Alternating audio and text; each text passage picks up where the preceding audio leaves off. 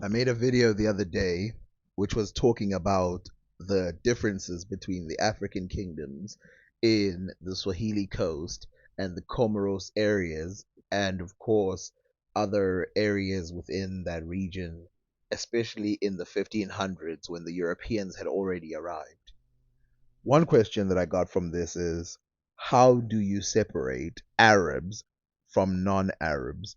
People who practice the culture are Arabs, people who don't are non Arabs, since Arab is not a particular race or ethnic group. Well, it's an interesting question, and the best way to answer it is to say, I read the source material. In order to answer this question in a better way, let's ask ourselves, what is an Ethiopian? See, of course, like the word Arab, the word Ethiopian is a floaty word. So, in other words, Ethiopian can be used for the people in the Sudanese areas. And it was. The word Ethiopia at first had nothing to do with the country of Ethiopia today. For a couple centuries, way before and way after the word was invented. So when the word was invented, where were they talking about? Remember, they used to say Ethiopia in Egypt or Ethiopia just below Egypt. The most common one that you hear is Ethiopia just below Egypt. So some people forget that there's Ethiopia as Egypt. No problem, it was less used. Ethiopia tended to mean that area just below Egypt, which is Sudan. Now, if we take the Sudanese regions and we expand it, we know that the word Ethiopia was used, just like the word Sudan, for the general continent, anywhere where there's black people, the general continent of Africa. So, how do I separate when they talk about these people? Well, in the context of, Herodotus, he's talking about the people just south of Egypt. And in some cases, he does say that the people of Egypt and Ethiopia have things in common. This means he is 100% separating them by name. By the 4th century, the ancient Greeks were pretty ancient to everybody around the world. And a lot of their words, a lot of the names that they came up with for people back in the day were being adopted by groups who are not necessarily the groups they were talking about. There are even biblical areas which people started pointing and saying, oh, they're talking about this region, when in actual fact, if you trace it back, you know that they weren't.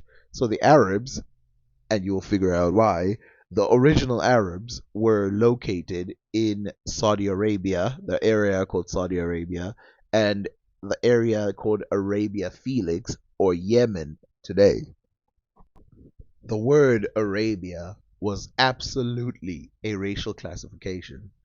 And the reason why it was a racial classification is because the people of Arabia looked somewhat different than those of the other parts because of two reasons.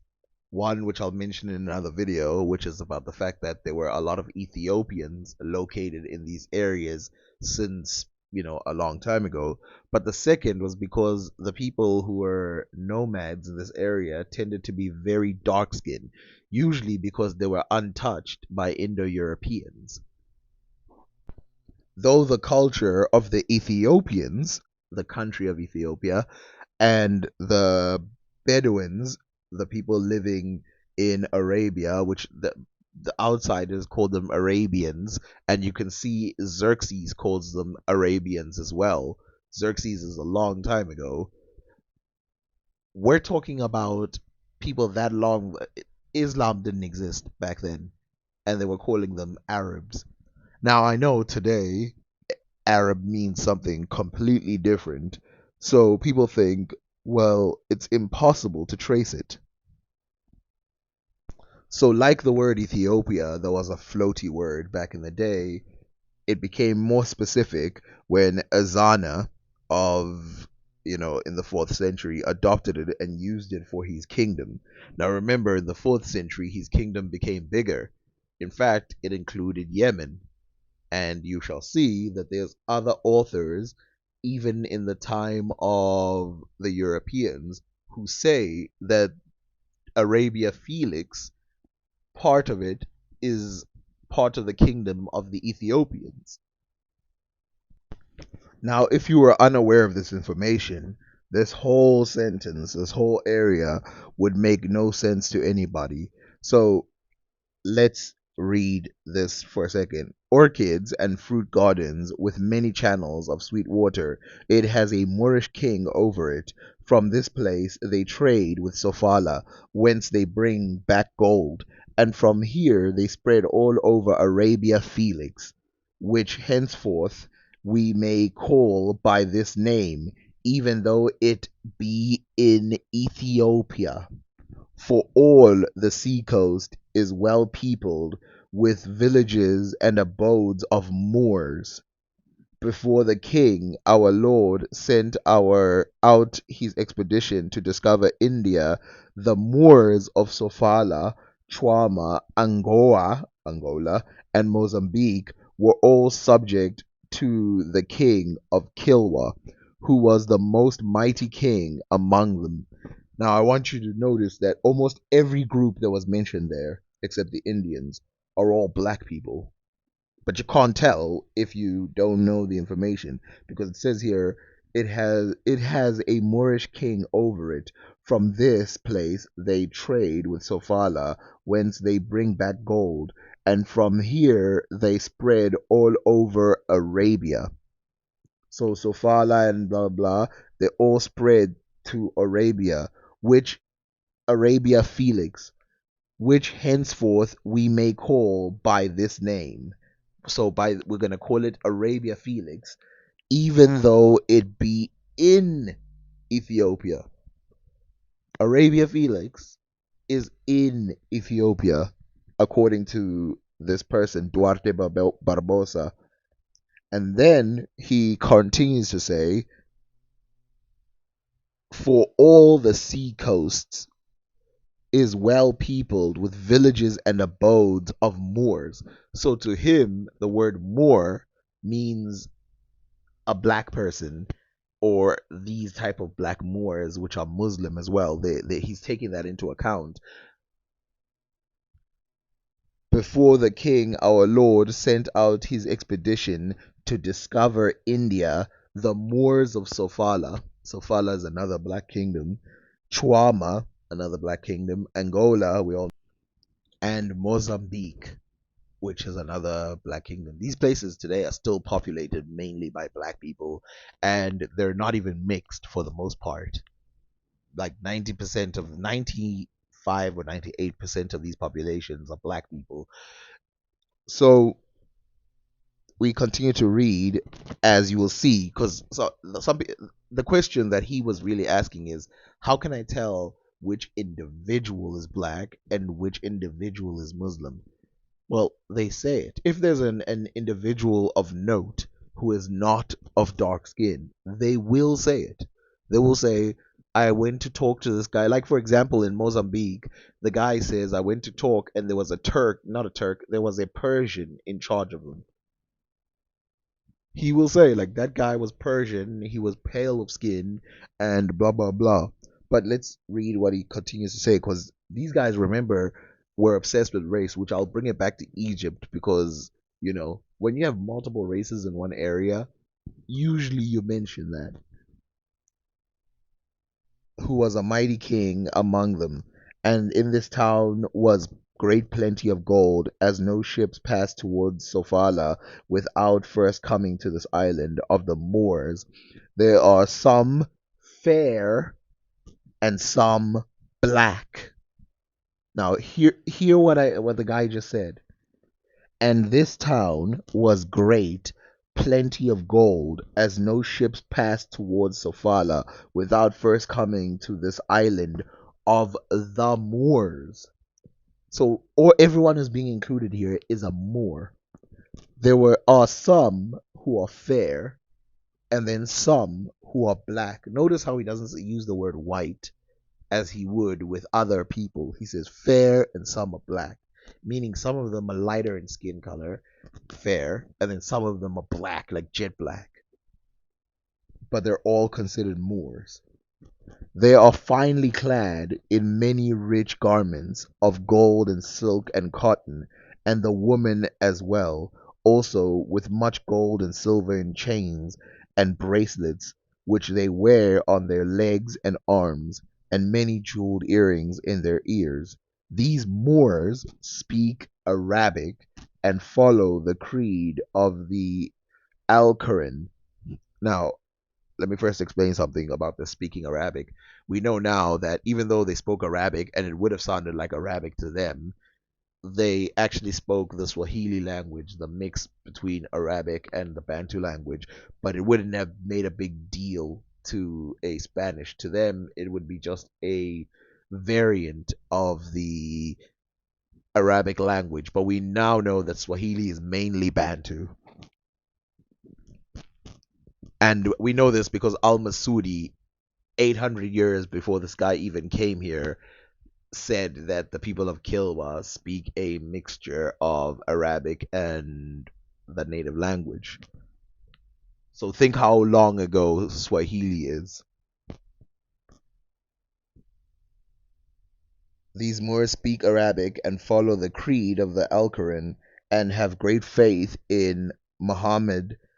This town was taken by force from its king by the Portuguese, as moved by arrogance he refused to obey the king our lord.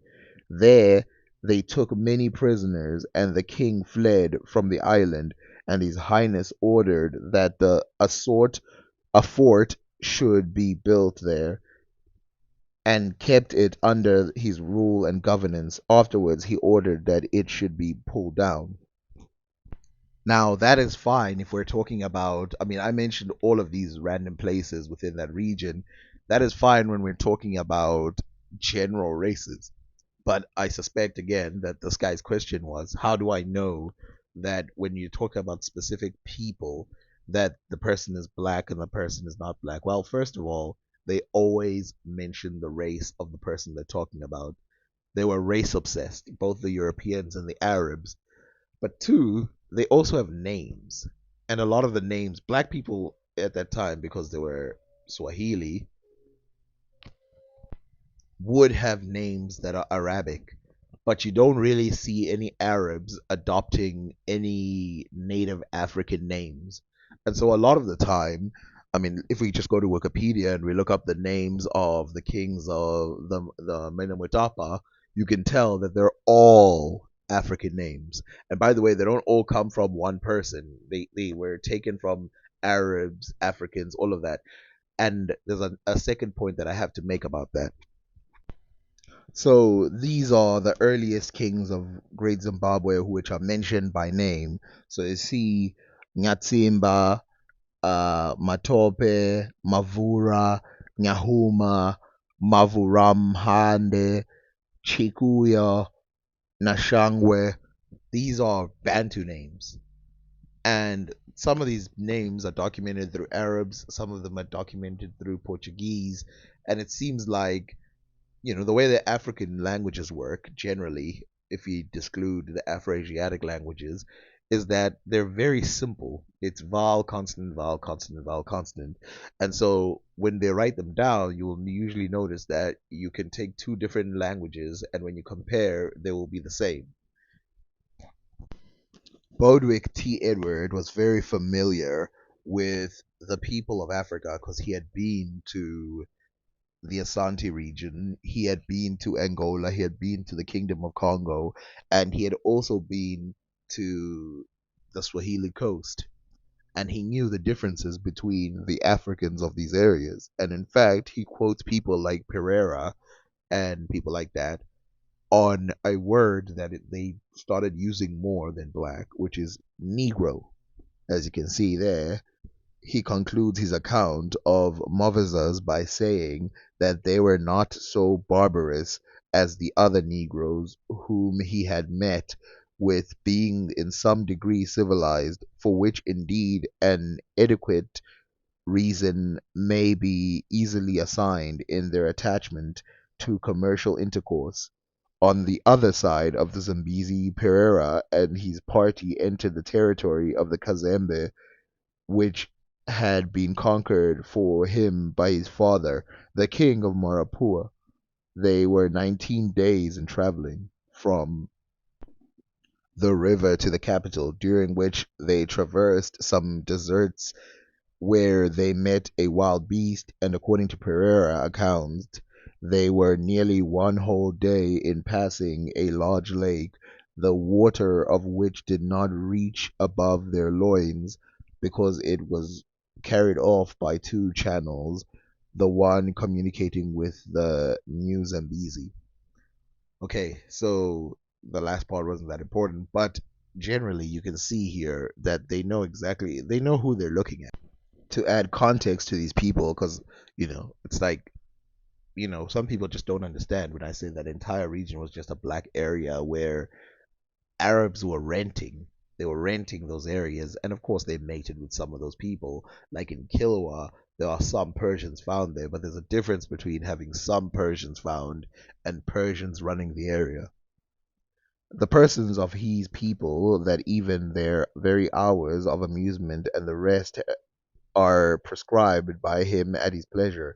It is not therefore surprising that he should monopolize, with only a small allowance to his noble, the trade in ivory and the produce of the mines in his kingdom. These last consist of iron and copper, though the latter metal is found in greater abundance farther inland.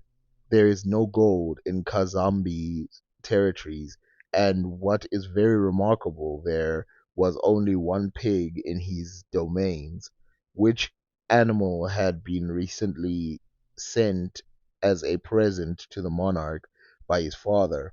Almost all the slaves collected by the Kazambe and his people are sent to Marapua and thence to Angola and Benguela. Pereira represents the people of this country as being very different from the Negroes of the coast, for they spoke little, were extremely civil, combed their hair neatly, had some idea of harmony in their music, and danced without breach of modesty. One of their peculiarities was that of taking up some dust from the ground and rubbing it upon the upper part of their arms before they entered into conversation, but their reason for this custom is not stated.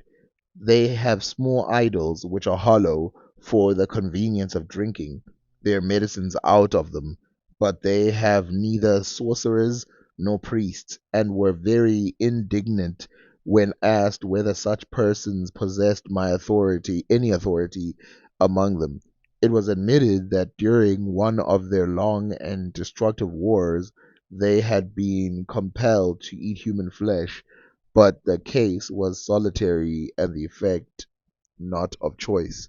So you see here again, he mentions two very different types of Negroes, a sophisticated one and a non sophisticated one. Now keep in mind, and this will be very important when I talk about the Kingdom of Congo and Angola and places like that, this is not the 13th century, this is not the 14th century, this is the 17th century. So this will tell you how sophisticated African kingdoms were, even past the point of, when people call it Middle Ages or whatever. I'm talking about like very recent. Now, keep in mind, the ancient Egyptians almost at no point make a differentiation between their skin color and any of the people in Africa. Whenever they get to those regions, they almost never mention it. The only difference you see really in skin color within Africa, if we don't include anyone outside, is the difference when they paint the women and the men. And that's not how race works. It's not men are black and women are white. That's not how race works. So there's something deeper going on. And remember, Herodotus, when he comes to Africa, he doesn't say, "Oh yeah, the Ethiopians are black, but the Egyptians are not black." He says everybody's black. He mentions the Ethiopians and said they're black. He mentions the Egyptians and calls them black. This differentiation that is made almost at any point, every point of Africa, is one that shows how different peoples were, but you go back in history and they sort of stop. Now, I want you to be very careful about something here. Herodotus did not use E1, B1, or any of those DNA things. He was going off of sight. When he looked at them, he saw that they were dark skinned. Even if they were partially mixed or anything, it doesn't matter. They would have looked dark skinned to him. So that is something to put into your mind a little bit. But even if we put that into our mind, even if we put that into the thing, at the for the most part, the people and there's even parts where he mentions where Herodotus mentions that, oh yeah, there's some islands which are half Ethiopian and half Egyptian. Does he say the skin color varies? No, he doesn't. He doesn't say that. Now, I know that's a long way of answering a question, but I had to in order to try and avoid answering this question ever again.